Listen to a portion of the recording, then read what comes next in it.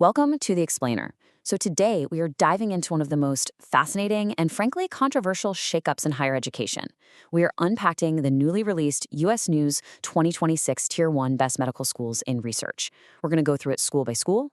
If you're a prospective med student, faculty, or really just someone who follows the business of medical education, you've definitely noticed that the traditional scoreboard we all grew up with, it's been completely turned upside down. We are going to make sense of all of it today using data right from the source. Okay, let's take a quick look at our roadmap. First, we'll hit the end of number 1, followed by decoding the new tiers.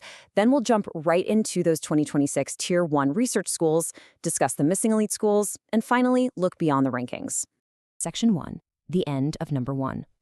You know, for decades, aspiring doctors and institutions totally worshipped a very clean, very strict ordinal scoreboard.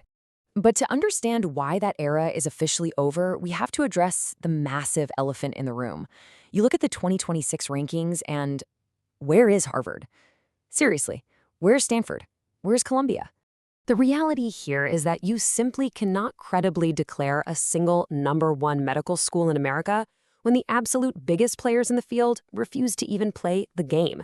The traditional ladder basically collapsed because the folks at the very top decided to just walk away. Let's look at how we actually got here. Back in 2022, a huge wave of elite medical schools started boycotting the rankings. Harvard's dean really led the charge on this, arguing the old system created these perverse incentives that rewarded exclusivity way more than a school's actual mission. So in response to that crisis, US News rolled out a brand new 4-tier system in 2024.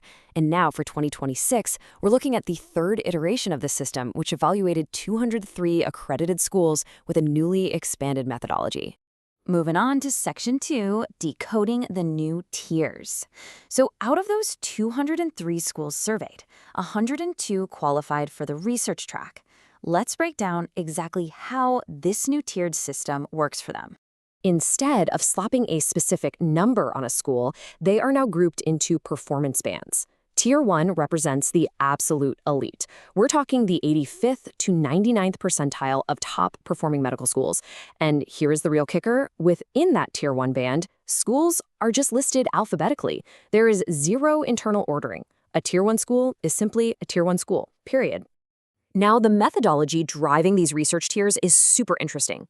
A massive 60% of the weighting is driven by research activity, so specifically NIH grants and federal or private contracts.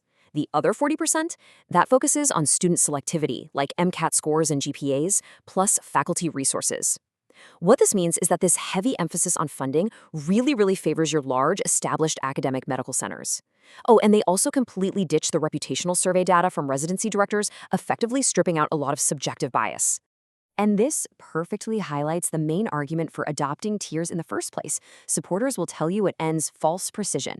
I mean, is there really a measurable, real-world difference in educational quality between the number 3 and number 4 med school? Almost certainly not.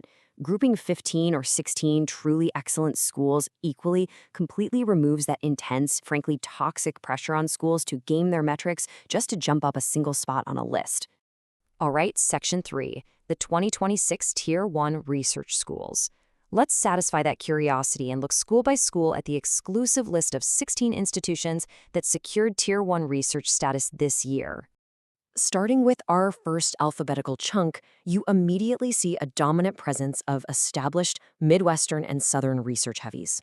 We've got Baylor College of Medicine in Texas, Case Western and Ohio State representing Ohio, Emory down in Georgia, and of course, the legendary Mayo Clinic in Minnesota. And anchoring this group on the West Coast is UCLA's David Geffen School of Medicine, which brings incredible clinical resources and just massive NIH funding to the table.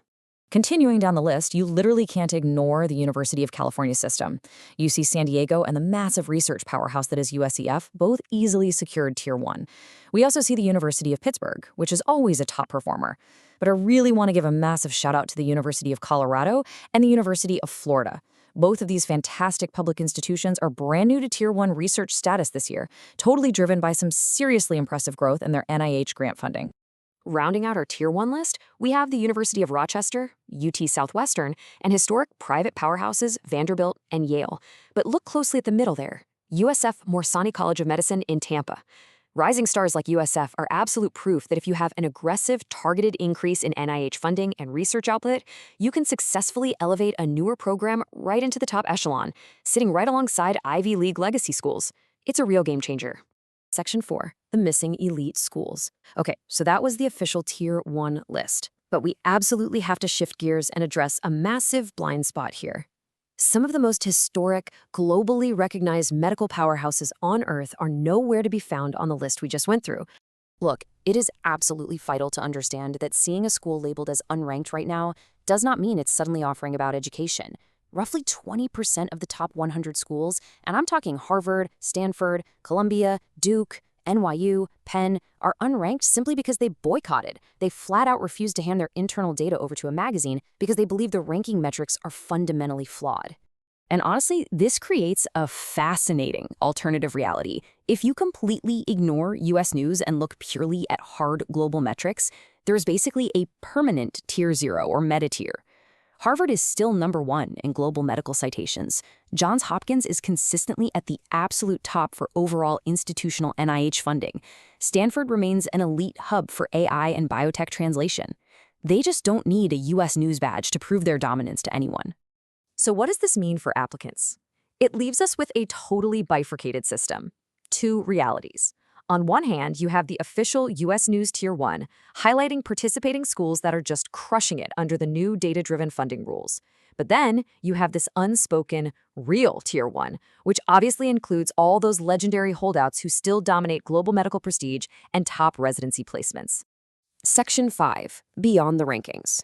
As we bring this explainer home, let's pull back from institutional prestige for a second and talk about what actually matters for a prospective med student trying to make a literal, life-altering decision. You have to remember that research and primary care are completely different career tracks. A Tier 1 research school is amazing if you want to be a principal investigator running bench science. But say your goal is frontline medicine, rural practice, or family medicine. An osteopathic medical school, a DO school, that sits way down in Tier 4 for research might actually be a flawless Tier 1 choice for your primary care goals.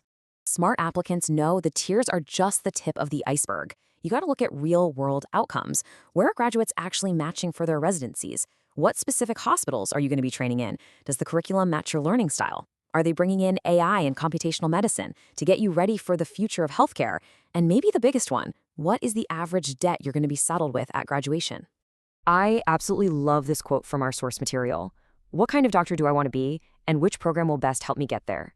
It correctly points out that this is the hardest, yet absolute most useful question a student can ask themselves. And spoiler alert, no magazine ranking, whether it's tiered or ordinal, is ever going to answer that question for you. So I'll leave you with this final thought. When you are poring over these 2026 numbers, please remember to use the data as a guide, not as gospel. Ultimately, will you choose a tier or will you choose your purpose? Thank you so much for joining me for this explainer. I really hope this breakdown helps you navigate the incredibly complex world of medical education with a lot more confidence. Keep learning, and I will see you next time.